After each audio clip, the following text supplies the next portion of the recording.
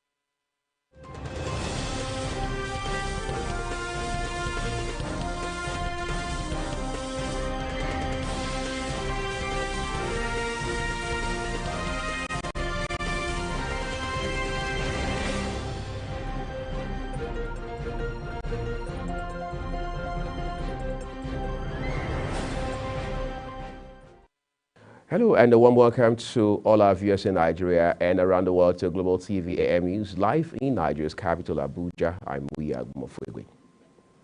President Bola Tinubu says he is communicating with world leaders on issues related to the crisis in the Niger Republic and the unfolding situation in Gabon, while watching closely with deep concern for the country's socio-political stability and at the seeming autocratic contention apparently spreading across different regions of the African continent.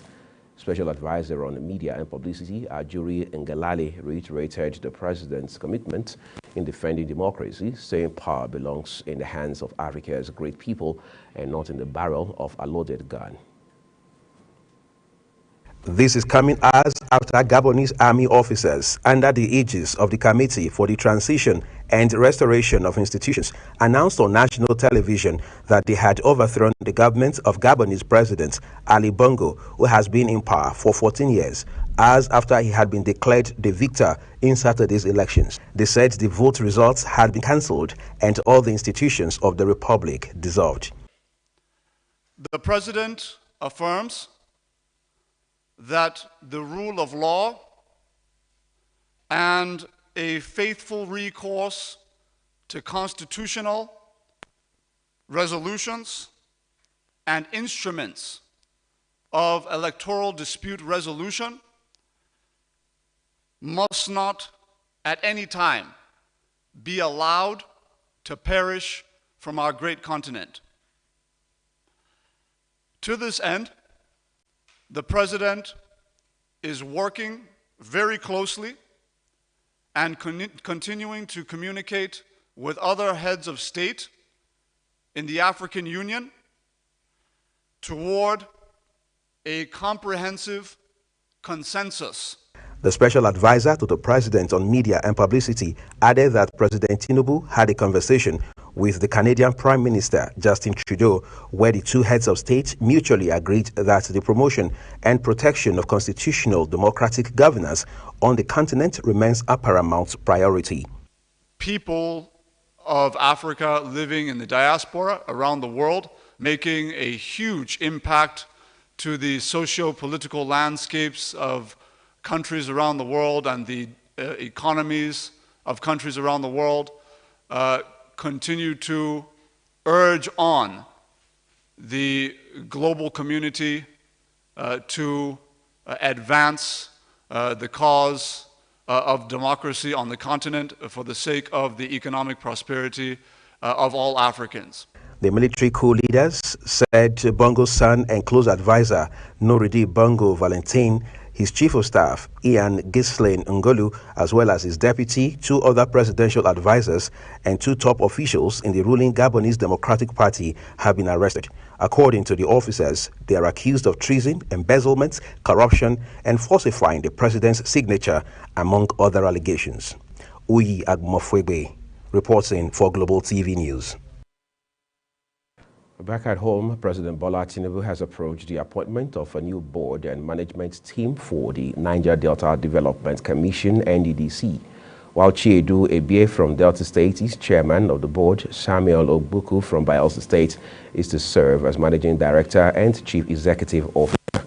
It is the president's expectation that the new board and management team will ensure a new era of successful administration in the NDDC in line with the Tinubu's renewed hope agenda. All the appointments take immediate effect. Vice President Kashim Shettima said President Bola Tinubu is very passionate about reducing the cost of fertilizer for Nigerian farmers to ensure the attainment of feed security. Shettima stated this at a stakeholders meeting with Fertilizer Producers and Suppliers Association of Nigeria, FEPSAN, and the federal government held at the presidential villa in Abuja on Tuesday. Stakeholders at the meeting also included the Minister of Agriculture, Abubakar Kyari, and the Minister of State for Agriculture, Aliyu Sabi Abdullahi. This meeting focused on the 33,000 metric tons of potash donated to the federal government by Russia's Chem Group and UN partners, and centered on the donation of a consignment of 33,000 metric tons of potash. Governor of Lagos State, Babajide Sanwo-Olu, has applauded Nigeria's First Lady, Oluremi Tinubu, for her intervention in empowering women and other vulnerable groups in society through her Renewed Hope initiative. Kekalamo Okere reports that the governor stated this after paying a courtesy visit to the First Lady at the State House in Abuja. The intervention of the initiative in the education sector, where a national scholarship program which was recently flagged off in Abuja with 43 beneficiaries across the nation, women ICT training and other empowerment programs in the agriculture and social investment. The governor notes that this will complement similar policies objective of Bola Tinubu's Renewed Hope agenda, as well as serve to reassure Nigerians. On the Renewed Hope initiative, which we've all heard about, which is championing with a lot of the other first ladies, and of course the wife of the vice president, really just to encourage and to share the vision that she has for the Renewed Hope initiative, and just to talk me through, I mean, what kind of interventions they're looking at and how she's running a complementary role to what Mr. President is also doing, and I think it's great. You know, our own idea is not necessarily to begin to build brick and mortar, is really to be able to intervene, you know, in schools, you know, for people needing scholarship, in farming, you know, people needing implements, you know, seedlings, and also to be able to provide immediate succor, you know, for families and for people that that are vulnerable in the society, that the initiative can indeed targeted, and I think it's beautiful. The ongoing reform by President Bola Ahmed Tinubu, Governor Sanwo-Olu says, taking the country to a level where every Nigerian can be comfortable requires hard decision and systematic effort by the government, as well as a lot of patience on the part of the citizens. Kekelomo Okere Global Television News. The Nigerian Navy on Wednesday paraded no fewer than 5 stowaways that were arrested aboard a vessel at the MSC Martha in Lagos. The arrested stowaways are 44-year-old Effiong Okon Ayewuni Daniel, 27, Jagboma Asiku, 29, Adebanjo Adewumi, 23, and 25-year-old Christian Joseph. The stowaways were arrested by men of NNS Beecroft during a patrol on August 26. The commander of NNS Beecroft, Commander Kolawole Oguntuga, disclosed this in a statement on Wednesday. The chairman of the Committee of Chief Medical Directors of Federal Tertiary Hospitals, Professor M. Bassi, on Wednesday, said other African countries are now poaching Nigerian medical doctors and other health professionals. He also said that countries like Sierra Leone and Gambia were offering them up to between $3,000 and $4,000 US, which is about 3 to 4 times in the country. Bassi, who is the CMD of the University of Uyo Teaching Hospital, said the health sector is currently undergoing a major crisis in terms of manpower as health professionals are leaving in droves. He also said doctors often went on strike because the government failed to meet unrealizable promises. Bassi noted that this when he appeared before the House of Representatives and Org Committee to probe employment racketeering in federal government agencies alongside heads of other health institutions in the country. Minister of Works Engineer David Umahi has expressed concern over the bad conditions of almost all critical bridges in Lagos. Umahi made this known while inspecting the 3rd Mainland, Qatar and Eko bridges in Lagos yesterday. While addressing pressmen by the jetty at the Lagos 3rd Mainland Bridge, the minister said almost all the bridges in Lagos are having problems, but the government is ready to look at them. He further said the 3rd Mainland Bridge, which has been closed for heavy trucks, is having problems such as deflection of slabs, removal of structural elements, which has rendered the road exposed, thereby posing danger to road users. Pipe up on the bridge is also having some defects. The minister explained that this, in addition to the trading under it, is the reason it is difficult to close down the Eko Bridge, and that has also accounted for the slow pace of work. He also stressed the need for urgent attention to be given to the Qatar Bridge in order to make movement of people and goods easy, adding that the federal government is committed to rehabilitating those bridges as soon as possible to save them from further deterioration, as government cannot afford to construct new ones. Umahi pointed out that the need for CCTV cameras to be installed to watch the bridges for rapid response when the need arises.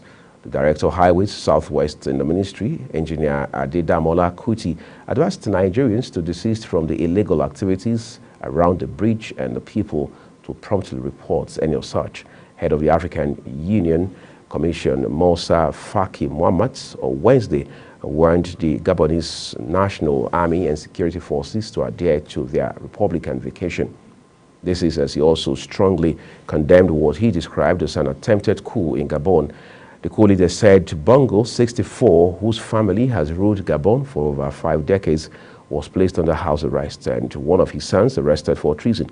The AU Commission chief also described Wednesday's events as a flagrant violation of the legal and political instruments of the Addis Ababa headquartered African Union. In a related development, France has condemned the toppling of Gabonese President Ali Bongo Ondimba on Wednesday, which could represent another setback for Paris in Africa, where friendly governments have been falling in an epidemic of coups. Government spokesman Olivier Véran told reporters in Paris after military officers announced on television that they had overturned the government. France has around 400 soldiers permanently deployed in the country for training and military support, including at a base in the capital, and has extensive economic ties to the country in the mining and oil sector. You're watching Global TV AM News, coming to you live from Nigeria's capital, Abuja. We're on StarTimes channel 276. Kindly follow us across social media platforms using @Global TV NG and other handles now showing on your screen. When the AM News returns, federal government provides temporary shelters in an effort to mitigate impact of Lago Dam release. We'll tell you more about that and bring you other stories right after this short break. Do stay with us.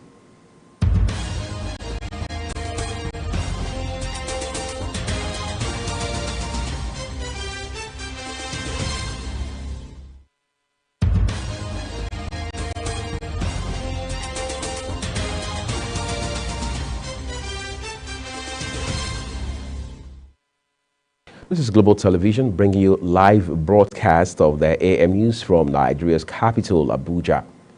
The World Bank says it has engaged the federal government on the need to ensure that public funds are spent effectively and efficiently for the good of Nigerians. The World Bank Country Director, Shubham Chaudhary, disclosed this when he led a World Bank team on a courtesy visit to the Minister of Budget and Economic Planning, Atiku Bagudu, on Tuesday in Abuja.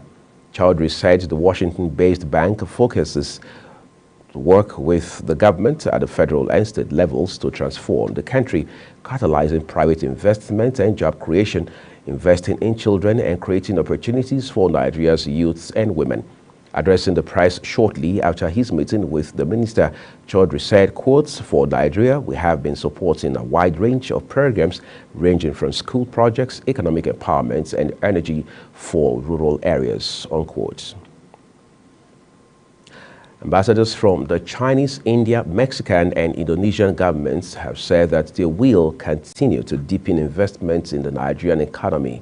The envoys spoke at the International Business Conference and Expo 2023, organized by the Lagos Chamber of Commerce and Industry with the theme Invest in Nigeria.